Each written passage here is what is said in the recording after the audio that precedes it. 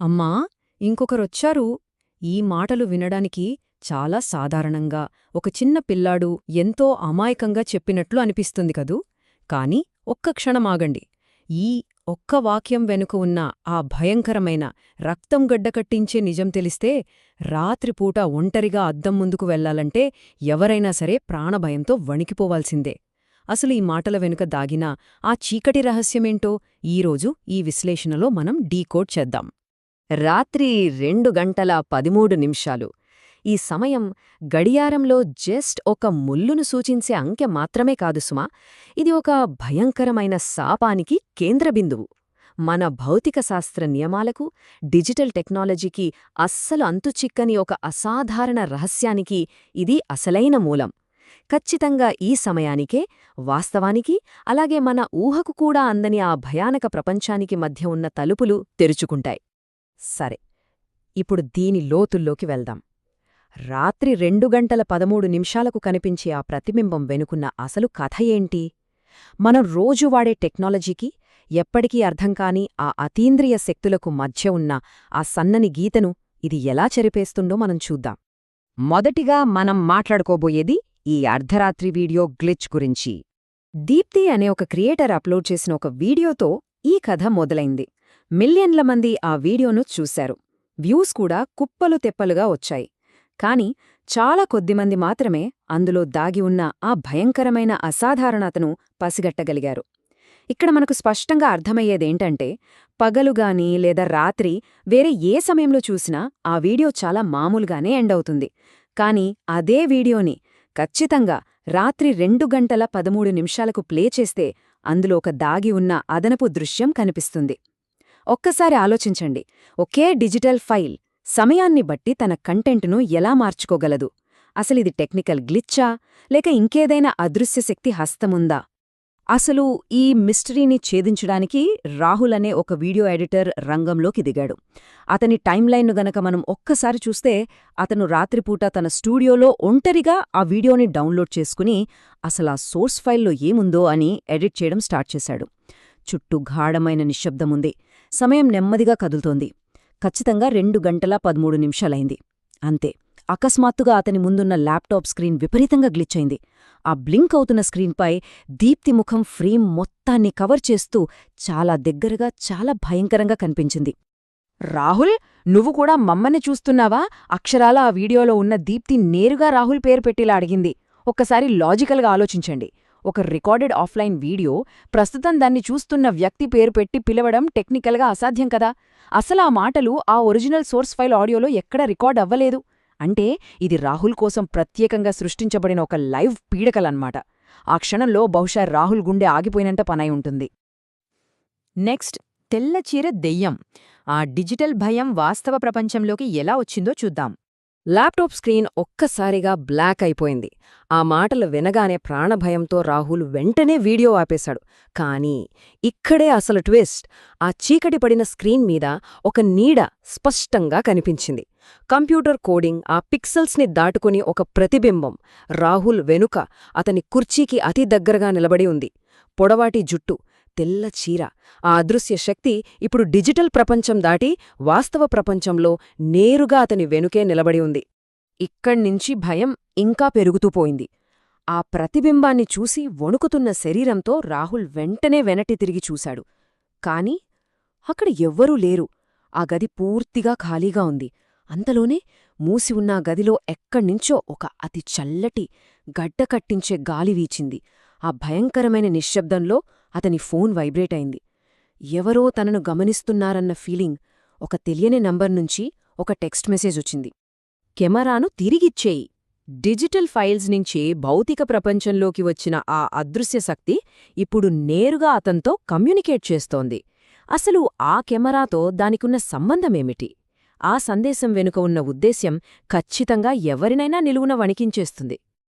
ఇప్పుడు మనం ఈ శపించబడిన అద్దం చరిత్ర గురించి, ఆ గ్రామంలో దాగిన నిజం గురించి మాట్లాడుకుందాం. ఇక్కడ అత్యంత కీలకమైన పాయింటేంటంటే, ఆ కెమెరా అసలు ఎక్కడ్నుండి వచ్చిందో వెతుక్కుంటూ రాహుల్ మరుసటి రోజే ఒక పల్లెటూరికి వెళ్లాడు. ఈ భయానక డిజిటల్ గ్లిచ్ వెనుక ఉన్న అసలు కారణం ఆ ఊరి చరిత్రలోనే దాగి ఉంది. ఈ సంఖ్య ఆ ఊరి వెన్నులో ఇప్పటికీ వణుకు పుట్టిస్తుంది. ఎందుకంటే ఖచ్చితంగా 20 ఏళ్ల క్రితం ఆ గ్రామంలోని ఒక పాత ఇంట్లో నివసించే ఒక కుటుంబం మొత్తం ఒకే రాత్రి ఎటువంటి ఆనవాళ్లు లేకుండా దారుణంగా ప్రాణాలు కోల్పోయింది. ఆ మరణాల కారణమేంటి అని రాహుల్ ఆ ఊరి గ్రామపెద్దను అడిగినప్పుడు అతను వణుకుతున్న చేతుల్తో చెప్పిన 2 గంటల 13 నిమిషాల శాపం నియమాలు ఇవే. ఆ పాడుబడిన ఇంట్లో ఒక పాత అద్దముంది. ఎవరైనా సరే ఖచ్చితంగా రాత్రి 2 గంటల 13 నిమిషాలకు ఆ అద్దం ముందు నిలబడితే ఆ అద్దంలో మన వెనక కనిపించేది అసలు మన ప్రతిబింబమే కాదు, అది ఏ లోకానికి చెందిందో తెలియని నిశ్శబ్దంగా ప్రాణాలు తీసే ఒక భయంకరమైన శక్తి. ఆ సమయమనేది ఆ శాపానికొక తాళం చెవిలాంటిదన్నమాట. రాత్రి 2 గంటల 13 నిమిషాలకు ఆ ఇల్లు. ఈసారి రాహుల్ ఒంటరిగా అక్కడికి వెళ్ళాడు. ఈ భయంకరమైన చరిత్ర తెలిసినా కూడా ఆ శాపం అసలు ఎలా పనిచేస్తుందో రికార్డ్ చేయాలన్న ఆతృతతో రాహుల్ ఒక ఘోరమైన తప్పు చేశాడు. అక్కడ వాతావరణం పూర్తిగా స్తంభించిపోయింది. మొదట అతను ఒంటరిగా ఆ పాడుబడిన ఇంటి గుమ్మం దాటాడు. చీకట్లో తన చేతిలో ఉన్న కెమెరాతో మెట్లెక్కుతూ పై అంతస్తుకు చేరుకున్నాడు. ప్రతి అడుగులోనూ ఏదో తెలియని భయం. ఎవరూ లేకపోయినా ఎవరో నడుస్తున్న అడుగుల చప్పుడు. అక్కడ గోడకు దుమ్ముతో కప్పబడి ఉన్న ఆ శపించబడిన అద్దం కనిపించింది. సమయం దగ్గరపడుతోంది. చేతులు విపరీతంగా వణుకుతుండగా రాహుల్ దానిమీద తన టార్చ్లైట్ వేశాడు. ఇప్పుడు ఈ స్లైడ్లో నిజంగా అత్యంత ఆసక్తికరమైన విషయమేంటంటే ఇక్కడే సైన్స్, లాజిక్ పూర్తిగా ఫెయిల్ అయ్యాయి. అద్దంలో రాహుల్ ప్రతిబింబం కనిపించింది. కానీ బయట ఉన్న నిజమైన రాహుల్ ప్రాణభయంతో వణికిపోతూ చెమటలు పట్టి అలా స్తంభించిపోయుంటే, అద్దం లోపల ఉన్న అతని ప్రతిబింబం మాత్రం చాలా క్రూరంగా వెక్కిరిస్తున్నట్లు పెద్దగా నవ్వుతోంది. ప్రతిబింబం తన సొంత ఇష్టానుసారం ప్రవర్తిస్తోంది. ఆ నవ్వు చూస్తే ఎవరి ఆత్మైనా సరే పిండేసినట్లు అనిపిస్తోంది. తర్వాత ఏం జరిగిందంటే బయటకు వచ్చిన ప్రతిబింబం. ఆ దృశ్యం చూసి రాహుల్ రక్తం గడ్డకట్టుకుపోయింది. గదిలో టెంపరేచర్ -డిగ్రీలకు పడిపోతోంది. అద్దం లోపలి ఆ నవ్వు గది అంతటా ఎకో అవుతోంది. గాలి పీల్చుకోవడం కూడా కష్టంగా మారింది. సమయం ఖచ్చితంగా 2 గంటల 13 నిమిషాలు. గడియారం ముల్లు ఆ సమయాన్ని తాకింది. వాస్తవానికి అవాస్తవానికి మధ్య ఉన్న ఆ గోడ బద్దలయ్యే సమయం వచ్చేసింది. అసాధ్యమైనది, అసలు ఊహకందనిది జరిగేదింది. అద్దంలో నవ్వుతున్న ఆ రాహుల్ ప్రతిబింబం ద్రవంలా మారిన ఆ గాజు ఉపరితలాన్ని చీల్చుకుని ఒక మనిషిలాగా ఒక్కొక్క అడుగు వేసుకుంటూ బయటకు వచ్చింది. దాని కళ్లలో స్పష్టంగా మృత్యువు కనిపిస్తోంది. అది చూసిన నిజమైన రాహుల్ కనీసం అరవడానికి కూడా గొంతు పెగలక ప్రాణభయంతో వెనక్కి నేలమీద పడిపోయాడు. అతను తప్పించుకోవడానికక్కడ ఏ మార్గం లేదు. ఇప్పుడు నీ స్థానం మా దగ్గర. ఆ ప్రతిబింబం గొంతులో నుండి వచ్చిన ఒక అమానుషమైన స్వరం ఆ గదిని ఆవరించింది. ఆ తర్వాత ఆ చీకటి గదిలో కీచుమనే అరుపు, ఆపై భయంకరమైన నిశ్శబ్దం. అద్దం వెనుక బందీగా. మరుసటి రోజు ఉదయం దొరికిన ఆధారాలు. ఆ చీకటి రాత్రి ఎలాగోలా గడిచిపోయింది. ఉదయం సూర్యోదయం అయ్యాక గ్రామస్తులు ఆ పాడుబడిన ఇంట్లోకి వెళ్లారు. అక్కడ ఆ గదిలో రాహుల్ లేడు. పోరాడిన ఆనవాళ్లు లేవు. ఎక్కడా రక్తపు మరకలు కూడా లేవు. కేవలం ఆ అద్దం ముందు అతని కెమెరా మాత్రమే నేలమీద పడి ఉంది. గ్రామస్తులు ఆ కెమెరాను ఆన్ చేసి అందులో రికార్డైన ఆఖరి వీడియో ప్లే చేసి చూసి ఒక్కసారిగా గడ్డకట్టుకుపోయారు. ఎందుకంటే ఆ వీడియోలో రాహుల్ అద్దం బయటలేడు, అద్దం లోపల బందీ అయ్యున్నాడు. ఆ గాజుపలక వెనుకనుంచి బయటకు రాలేక అతను ప్రాణభయంతో ఆపకుండా ఏడుస్తున్నాడు. తనను కాపాడమని బ్రతిమాలుతున్నాడు. కాని ఆ ఫుటేజ్ మొత్తంలో అత్యంత భయానకమైన విషయం మరొకటుంది. వీడియో చివర్లో కెమెరా రికార్డ్ చేస్తున్న కోణం వెనుకనుంచి. అవును, ఈ విశ్లేషణ ప్రారంభంలో మనం విన్న అదే భయంకరమైన మాటలు. అద్దం లోపలి ఆ శూన్య ప్రపంచంలో కెమెరా వెనుక నిలబడిన ఒక అదృశ్య చిన్న పిల్లాడి వాయిసిది. అమ్మా, ఇంకొకరొచ్చారు. రాహుల్ కథ అక్కడితో ముగిసింది. అతను ఆ దెయ్యాల ప్రపంచానికి కొత్త ఆహారంగా మారిపోయాడు. ఆ అద్దం వెనుక ఎప్పటికీ తిరిగి రాని లోకంలో శాశ్వతంగా బందీ అయిపోయాడు.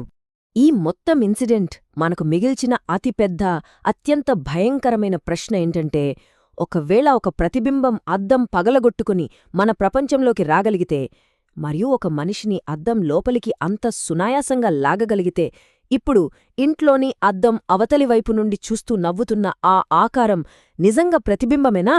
లేక మన స్థానాన్ని ఆక్రమించడానికి ఎదురుచూస్తున్న ఇంకేదైనా శక్తా? ఈ నిజం తెలిసాక అద్దం ముందుకు వెళ్లాలంటేనే వెన్నులో వణుకు పుడుతుంది కదూ, ముఖ్యంగా సమయం 2:13 ఆ చీకటి గదిలో ఆ అద్దం ముందు మిగిలిపోయేది ఎవరు? ఊహించుకుంటేనే ప్రాణం తోడేసినట్లనిపిస్తుంది.